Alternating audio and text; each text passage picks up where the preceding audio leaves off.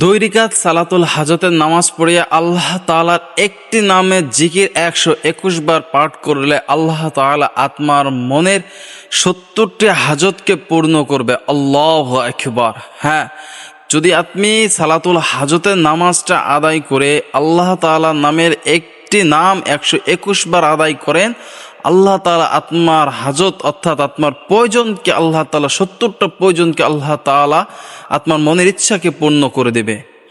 অর্থাৎ সালাতুল হাজতের নামাজটা কি কারণে পড়া হয়? যখন কোনো বিপদ আসে, কোনো প্রয়োজন হয়, তখন মানুষ সেই সালাতুল হাজতের নামাজটা আদায় করে। আল্লাহ রসুল সাল্লাল্লাহু আলাইহি ওয়াসাল্লামের যখন কোনো প্রয়োজন দেখা দিতেন, তিনি সাথে সাথে 2 রিকাত সালাতুল হাজতের নামাজে দাঁড়িয়ে যেতেন এবং আল্লাহ তাআলার কাছে দোয়া করতেন। আল্লাহ তাআলা আল্লাহ নবীজির দোয়াকে কবুল করে নিতেন এবং তার হাজতকে আল্লাহ তাআলা পূর্ণ করে দিতেন এবং তার ইচ্ছাকে আল্লাহ তাআলা কবুল করে নিতেন। এভাবে সাহাবীরাও এটা করেছেন। সাহাবীদেরকে কোনো প্রয়োজন হলে সাহাবীরাও সাথে সাথে 2 রিকাত সালাতুল হাজতের নামাজে দাঁড়িয়ে গেছেন। বড় বড় অলি আউলিয়া, যারা বড় বড় পীর সাহেব, তারাও দেখা যাচ্ছে সালাতুল হাজতের নামাজটা আদায় করতেন। কেননা এটা এমন একটি নামাজ, মানুষের কোনো প্রয়োজন হলে অর্থাৎ কোনো কিছু চাওয়া যদি আল্লাহ তাআলার কাছে প্রয়োজন হয়, তাহলে এই নামাজটা পড়িয়া যদি কোনো ব্যক্তি আল্লাহ তাআলার কাছে দোয়া করে, আল্লাহ তাআলা তার ইচ্ছাকে পূর্ণ করে। আত্মার সামনে বিপদ, আত্মার চাকরি নাই, আত্মার ছেলে সন্তান হচ্ছে না, বা আত্মার এদেশে যাওয়ার জন্য আপনার ভিসায় সমস্যা হচ্ছে, বা যে কোনো পেরেশানিতে সংসারে হোক, যে কোনো বিপদের মুখে আপনি দাঁড়িয়ে এই নামাজটি আদায় করুন। ইনশাআল্লাহ আল্লাহ তাআলা নামের 121 বার জিকির করুন। ইনশাআল্লাহ আল্লাহ তাআলা আপনার ইচ্ছাকে পূর্ণত করবে, সাথে অন্য 70টি হাজতকেও আল্লাহ তাআলা আপনার পূর্ণ করবে। তাহলে সালাতুল হাজতের নামাজটা কোন সময় পড়ব, কিভাবে পড়ব, কি সূরা দ্বারা পড়ব, কি নিয়ত করব, আর সেই জিকিরটি কি আজকে আমরা সম্পূর্ণ জানবো ইনশাআল্লাহ।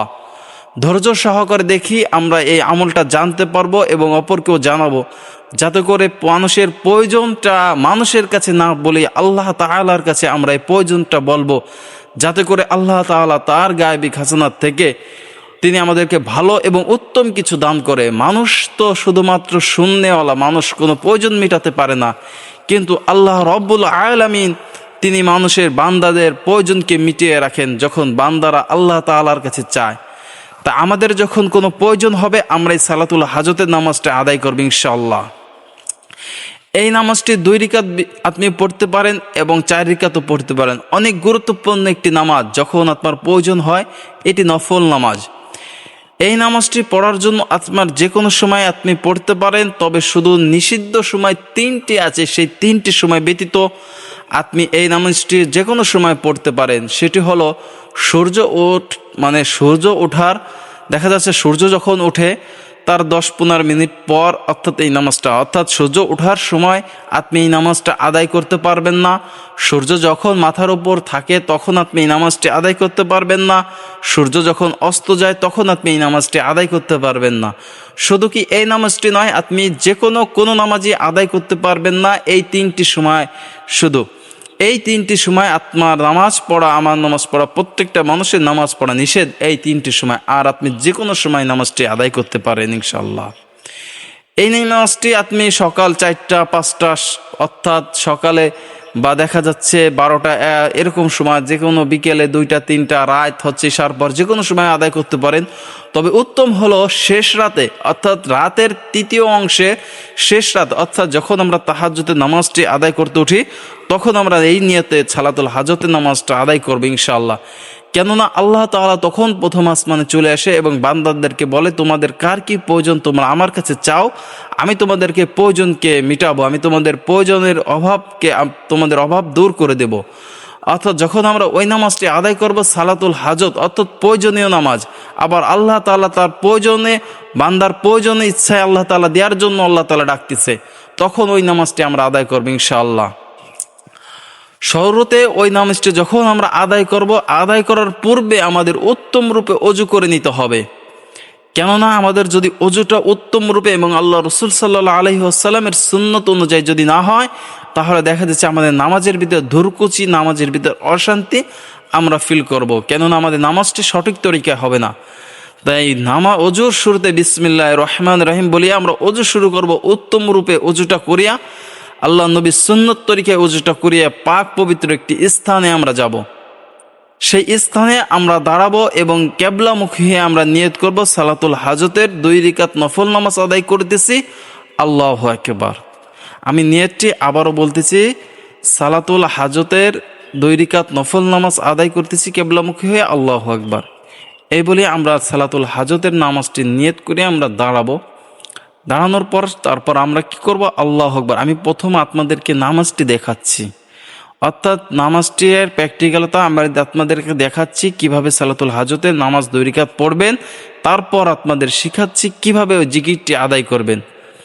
আল্লাহু আকবার বলে সানা অর্থাৎ হাত বাঁধবেন। সুবহানাকাল্লাহুম্মা ওয়া বিহামদিকা ওয়া তাবারাকা ইসমুকা ওয়া তাআলা জাদ্দুকা ওয়া লা ইলাহা গায়রুক। সানাটা পাঠ করা শেষ হওয়ার পর আউযু বিল্লাহি মিনাশ শাইতানির রাজিম বিসমিল্লাহির রহমানির রহিম এই বলিয়া সূরা ফাতিহা আপনি পাঠ করবেন।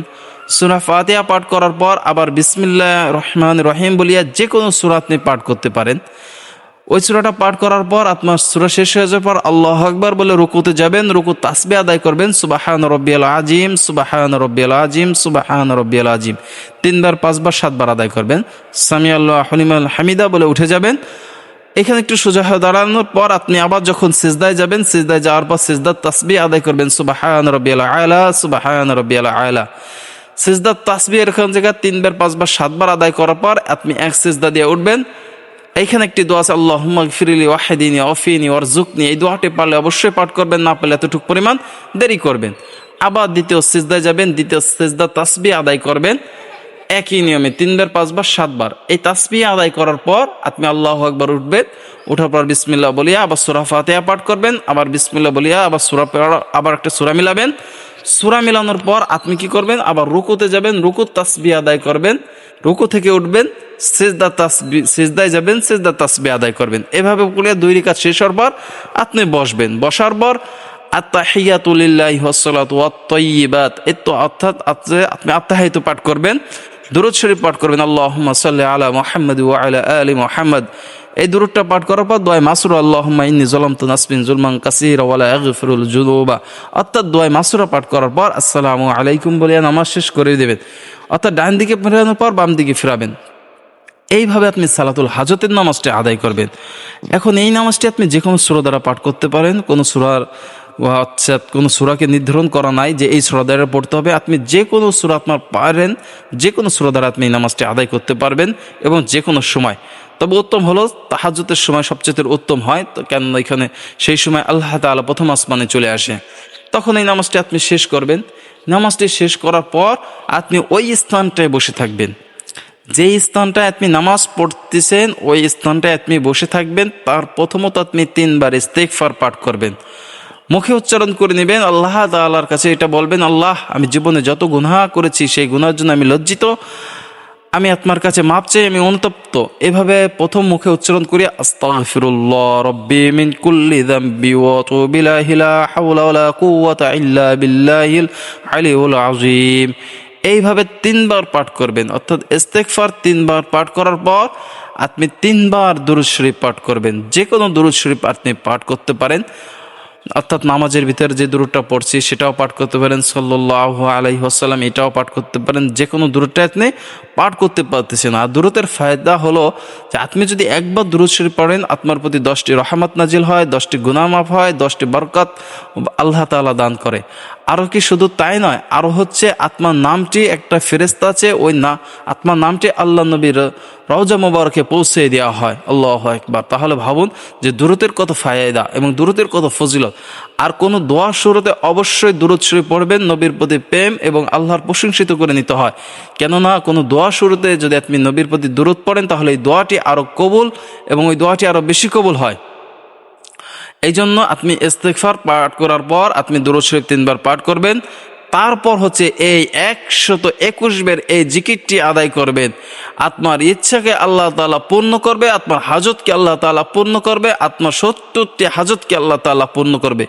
সেই জিকিরটা হলো, সেই জিকিরটা মনোযোগ সহকারে সেই জিকিরটা মনোযোগ সহকারে পাঠ করবেন। কেননা হচ্ছে যে এদিক ওদিক মনোযোগ মনে না হয়, এদিক ওদিক আপনি তাকাচ্ছেন আর জিকির করতেছেন এরকম মনে না হয়, মনোযোগের সহকারে আপনি জিকিরটা করবেন। সেই জিকিরটা হলো আল্লাহ তাআলার এমন একটি নাম, এই নামের 121 বার জিকির করবেন ইনশাআল্লাহ।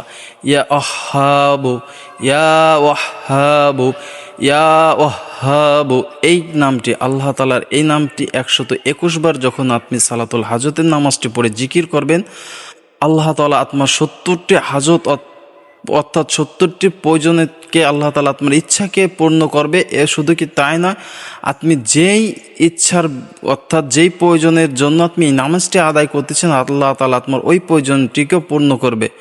অর্থাৎ চেষ্টা করবেন যে এই নামাজটি পড়ার, কেননা এই নামাজটি আল্লাহ নবীও পড়েছেন, সাহাবীরাও পড়েছেন, বড় বড় আল্লাহর ওলিরাও পড়েছেন।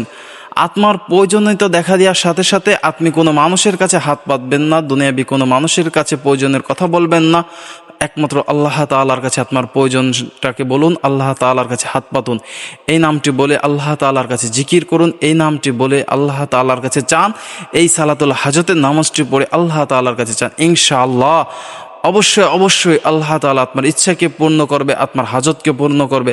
আল্লাহ তাআলা এই নামাজটি প্রত্যেকটি মানুষ মুমিন বান্দাদেরকে পড়ার তৌফিক দান করুক এবং তাদের হাজতকে বেশির থেকে বেশি আত্মার কাছে চায়, দুনিয়াবি মানুষের কাছে হাত না পাতে। দেখেন, দুনিয়াবি মানুষের কাছে আপনি হাত পাতবেন, দুনিয়াবি মানুষ রাগ হবে, কষ্ট পাবে, কিন্তু আল্লাহ রাব্বুল আলামিন কাছে যদি আপনি না চান, আল্লাহ তাআলা এবং আল্লাহ তাআলা আরও কষ্ট পান যে আমার কাছে কেন চায় না, আমার কাছে সব কিছু আছে, তারা দুনিয়াবি মানুষের কাছে কেন চায়। অর্থাৎ আমাদের যত প্রয়োজন আছে সমস্ত প্রয়োজন একমাত্র আল্লাহ তাআলার কাছে আমরা চাবো ইনশাআল্লাহ।